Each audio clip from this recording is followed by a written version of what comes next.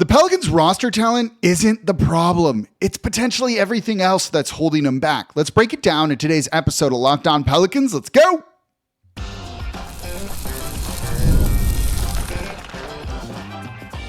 You are Locked On Pelicans, your daily New Orleans Pelicans podcast, part of the Locked On Podcast Network, your team every day. Welcome to another edition of Locked On Pelicans, the daily podcast covering your favorite team, the New Orleans Pelicans and NBA, part of the Locked On Podcast Network, your team every day, available wherever you get your podcasts and available on YouTube. I'm your host, Pelicans Insider, credential member of the media, Jake Madison, at NOLA Jake on Twitter, here with y'all on this Thursday. I'm excited about this show. We're going to look at why the Pelicans roster talent, just the talent on the team, is not the problem. And this comes from a ranking of the 150 starters in the league from the Sporting News. I found this really, really interesting, and I'm excited to talk about it with y'all. Where do the Pelicans rank in terms of just roster talent?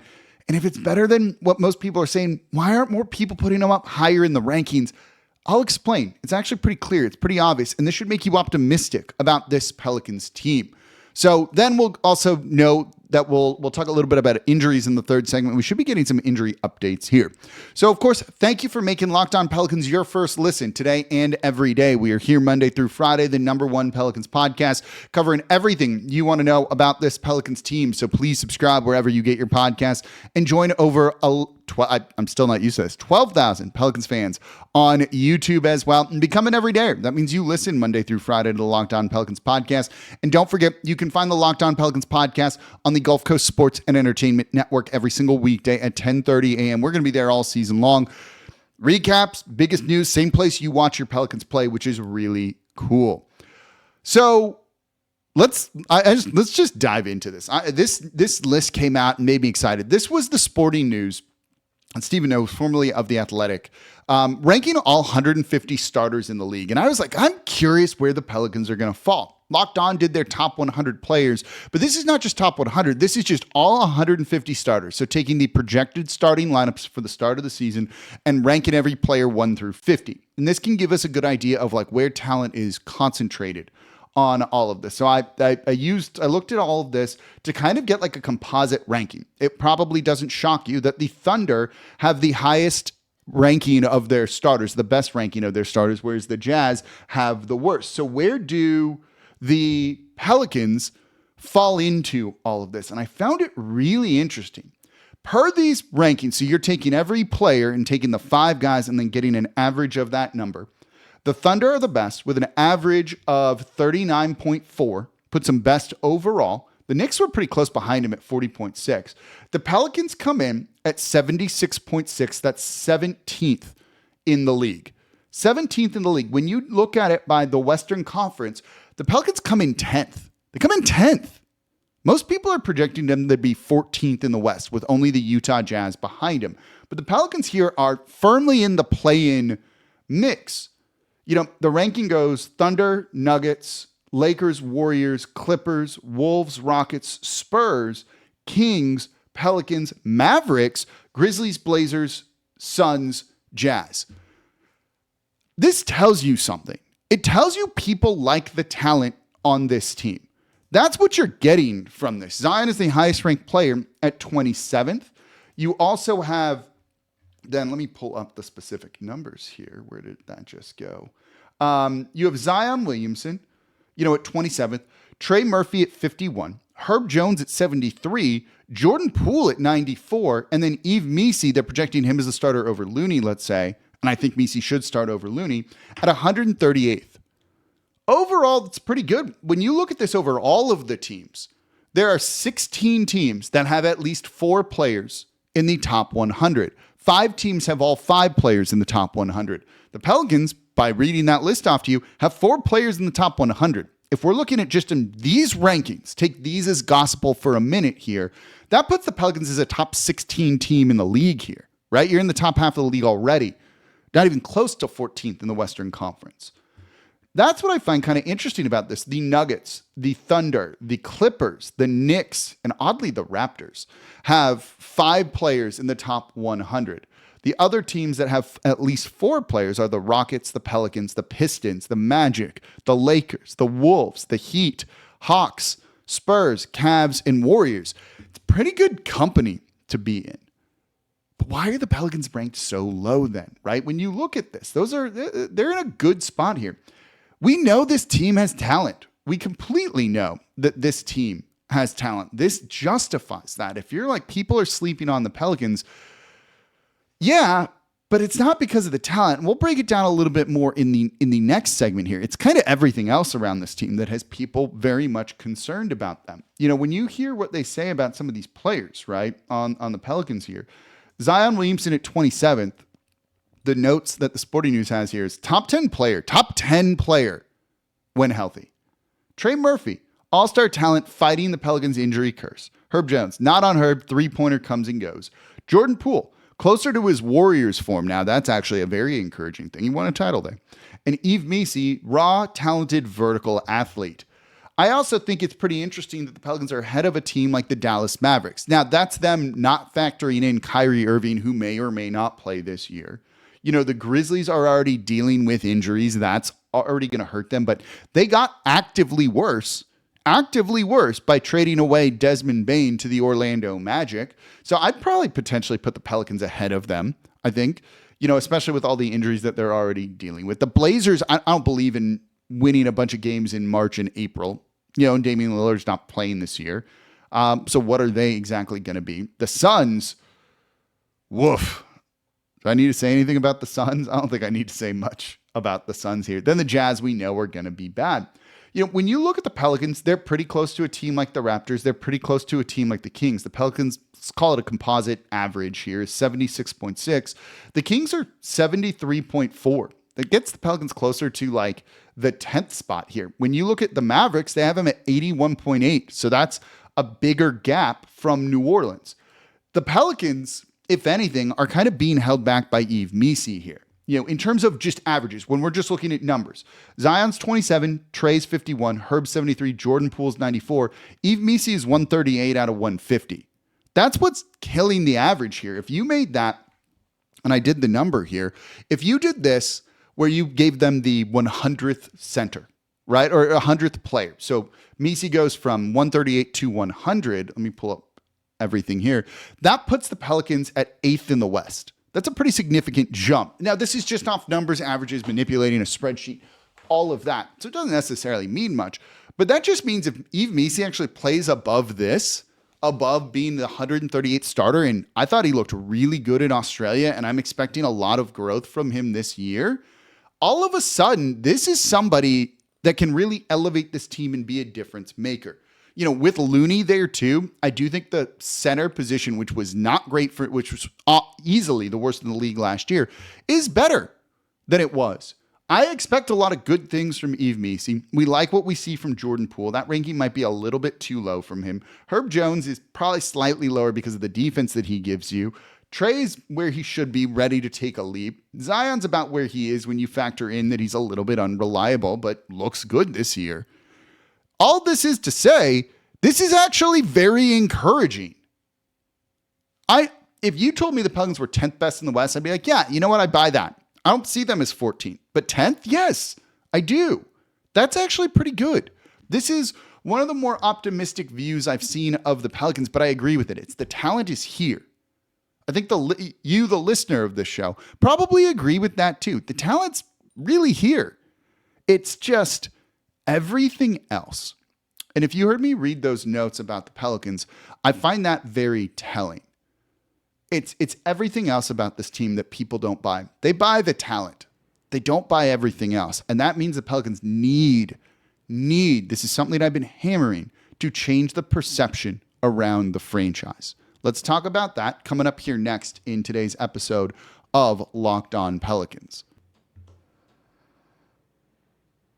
Today's episode of Locked On Pelicans is brought to you by Co, formerly Open Phone. One of the tools that's going to make a big difference for business owners is just having a reliable phone system. It's the same great business phone system you've heard me talk about before, but it's just got a new name. And here's why it matters.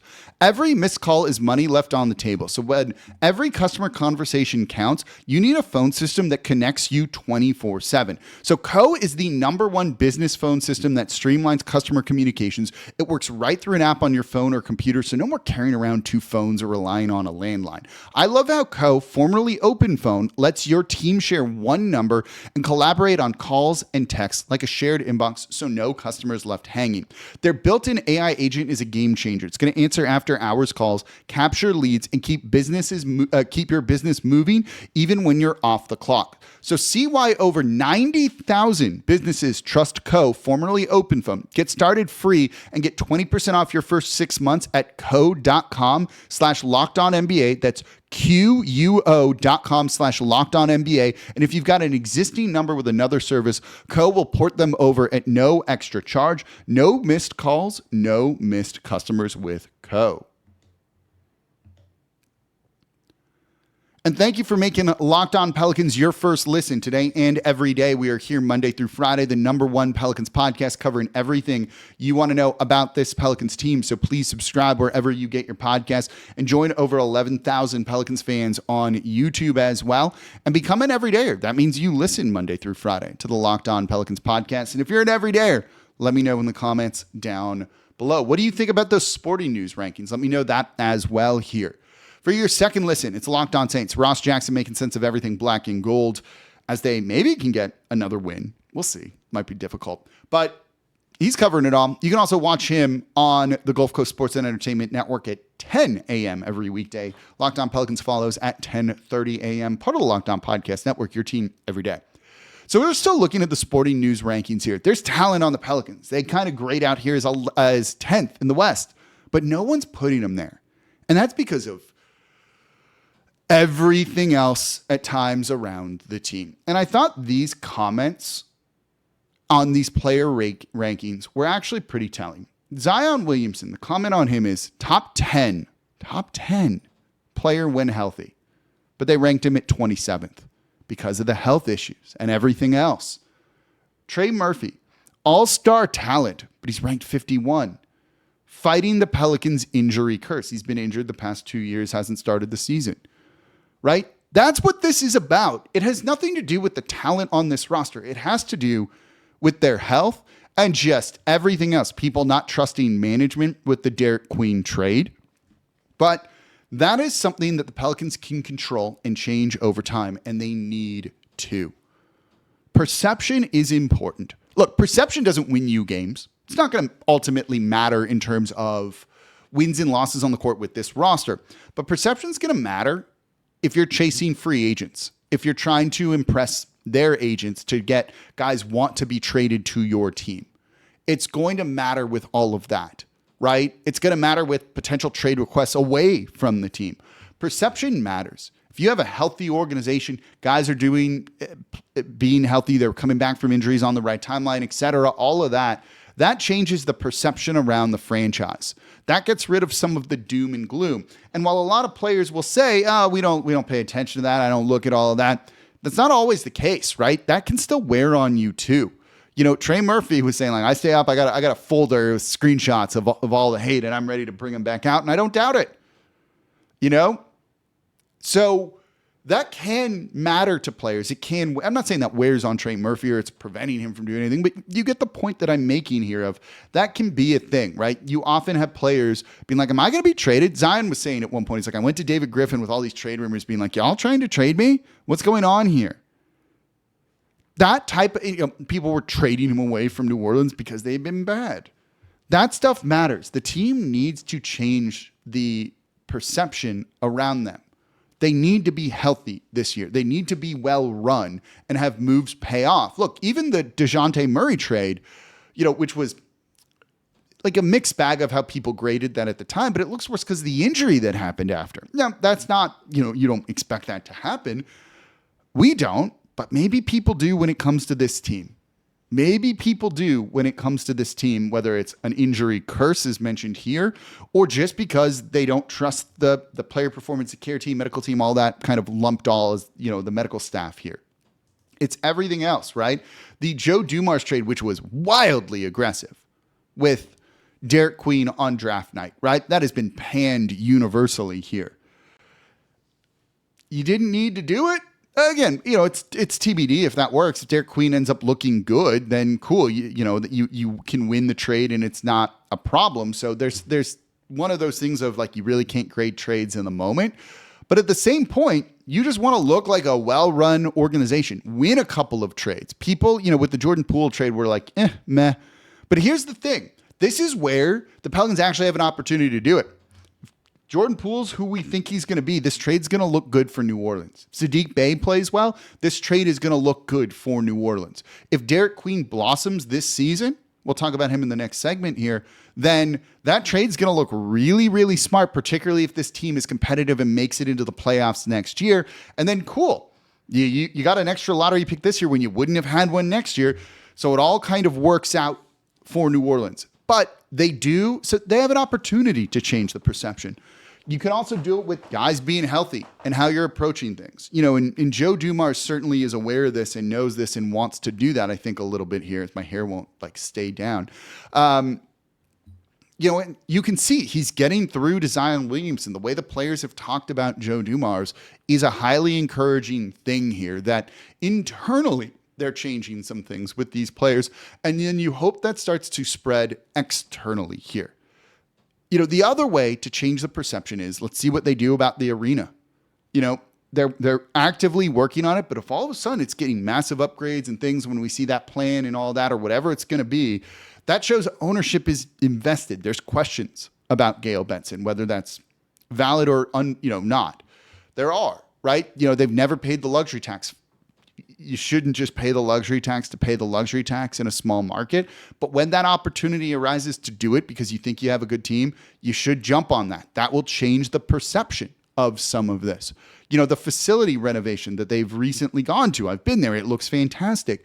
Those type of things are what you need to change the perception around this franchise. And that is going to be, in my opinion, a very, very important thing for them to do.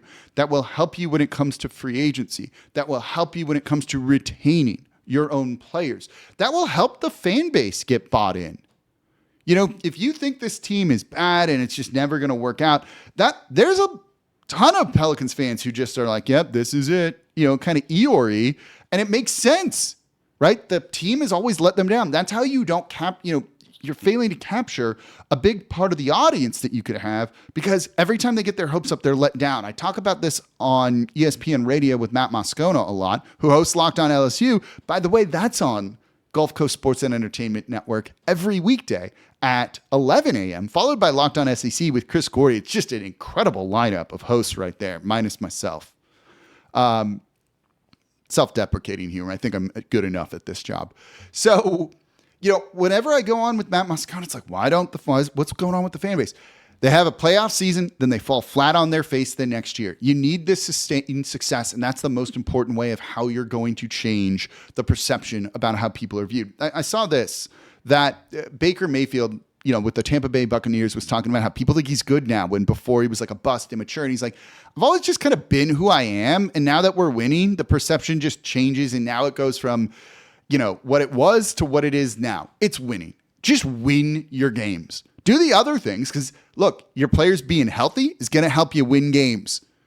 And that's how the perception needs to be changed. It's important. There will be more fan support. There will be more believers around the NBA. That's going to instill a level of belief in the team.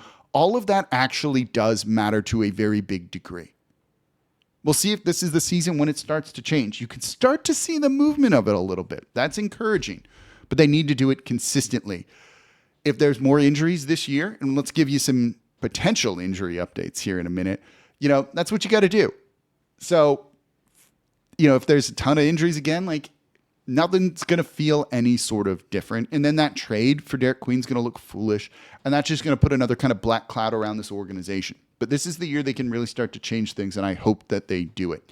So speaking of injuries, there's 4 key injured players right now, kind of 5. We're actually going to get some hopeful status updates on that today, tomorrow, depending on when you're listening to this. Let's talk about that. That's coming up here next in today's episode of Locked On Pelicans. Today's episode of Locked On Pelicans is brought to you by Prize Picks here. Every day we make decisions, but on Prize Picks, being right can actually get you paid. So don't miss the excitement of this football season and NBA season with Prize Picks, where it's good to be right. Playing Prize Picks is just such a fun, simple way to add more excitement to the game that you're watching. You pick more or less on player projections. Josh Allen's passing yards, Saquon Barkley rushing for a touchdown, and you're in the game. And I love how quick it is. You can make your lineup in under a minute, and they have stacks now, which were just added. So if you want to ride with a player, you can select their pass yards, rush yards, touchdowns, all in one lineup. You can also follow other players on the app and copy their lineups with one click. They've got a new feature, the new injury reboot. If your player leaves early and doesn't return, it's not going to count against you. So download the Prize Picks app today and use code LOCKEDONNBA to get $50 in lineups after you play your first $5 lineup. That's code LOCKEDONNBA for $50 in lineups after you play your first $5 lineup. Prize Picks, it's good to be right. And thank you for making Locked On Pelicans your first listen today and every day. We're here Monday through Friday, the #1 Pelicans podcast, covering everything you want to know about this Pelicans team. So please subscribe wherever you get your podcasts and join over 11,000 Pelicans fans on YouTube as 12,000 Pelicans fans on YouTube. I'm still not used to that. What a cool number. Thank you all so much for the support. It means, it's awesome. What a great fan base for being one of the smallest markets in the league. For your second listen, though, go find Locked On Fantasy Basketball. It's draft season. Josh Lloyd hosts the #1 fantasy basketball podcast, giving you daily tips and helping you win your league, all while making you a smarter NBA fan. Find Locked On Fantasy Basketball on YouTube or wherever you listen to podcasts. Part of the Locked On Podcast Network, your team every day. Trust me, you need to listen to Josh Lloyd. He's just literally the best that there is at this sort of thing. Final thing I got for y'all today. The Pelicans are back to practicing. They're back from Australia. They have to have a couple of days off after that kind of travel, that kind of trip. But they're back to getting ready for their next preseason game, which is on the 14th, so this coming Tuesday.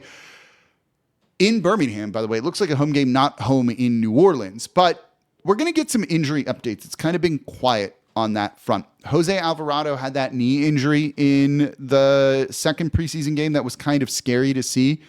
And it's second game in Australia. So we'll get an update on where he is. We haven't heard anything yet. I think with kind of like the travel, they're just letting him, figuring it all out, but getting him back here stateside, letting him go through all that, I would imagine we will see where he stands. He's going to be at an interesting spot this year. It maybe looks like they want to go with Jeremiah Fears as the backup point guard, which I don't necessarily think is a wrong thing. Jose Alvarado is a vitally important piece, though. When you look at just impactful players, he is about as impactful as it gets. He should actually be in the running for Sixth Man of the Year every year, more so than he is because of just the impact he makes. It goes well beyond the stats here. But what is his role going to look like, with Jeremiah Fears, but also when DeJounte Murray comes back, when Jordan Poole is kind of your de facto point guard right off the bat? I'm not really sure. It's going to be interesting. He needs to be healthy to start the year. He needs to be playing well to kind of claim out that role for him. Otherwise, maybe his minutes could change a little bit, even though he is an impactful player.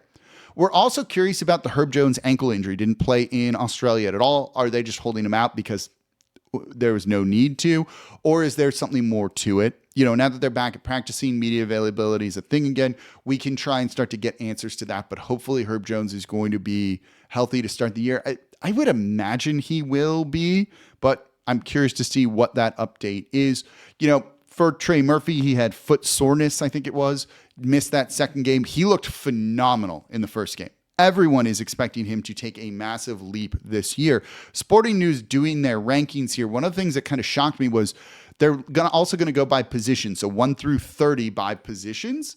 They don't have them all out just yet, but they have the small forward rankings out right now. And they listed Trey Murphy as the 5th best small forward in the league. Think about that for a second. Trey Murphy is the 5th best small forward in the league. I see it, right? Like, this is someone who has all-star potential, who's grown as a defender, can improve as a rebounder, and is going to be an elite scorer at the NBA level. something to keep an eye on here. Just the Trey Murphy ascension season. It feels like they made a very good point that he could have won Most Improved Player last year if he didn't miss as many games as he did, where he really was in the running for that with the improvement that he made. Final kind of injury of guys that would play sooner rather than later is Derek Queen. His hand-wrist injury. Hopefully we'll start to see him out there on the court soon too. I don't know if he's going to be ready to start the year, but I'm just very curious to see what he is going to look like. You see him doing some work in practices and shooting work and all of those things, but we don't exactly know where he is.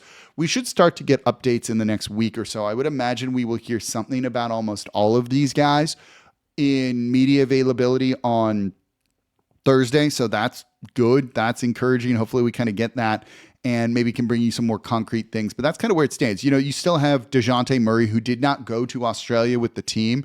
He'd rather stay here and just rehab the injury and didn't want to miss a day or 2 or 3 or 4 of rehab because of the travel. And I absolutely love that, right? Like that's the right attitude, which we knew Murray was going to have. There was no concern about that whatsoever when it comes to him here. But yeah, I love that. It feels like we're going to see him early on in January and his rehab process is going well. So hopefully these are all good injury updates. The biggest one here is going to be what's going on with Jose. Hopefully it's nothing serious. That was kind of scary, but he walked off on his own power. So there's that too. Obviously, we love Jose Alvarado here on the show, so only wish the best for him. So we'll start to get all of those. We'll be sharing those updates with you as soon as we get them. So that's going to do it for this episode of Locked On Pelicans. What do you think about the talent versus everything else debate here in New Orleans? Let me know in the comments down below. As always, I'm your host, Jake Madison, at Nola Jake on Twitter. This is the Locked On Pelicans podcast, part of the Locked On Podcast Network, your team every day. Should have a guest on tomorrow's show. We'll talk more about that. You'll see all of that that's coming up here in the Friday episode. See y'all next time.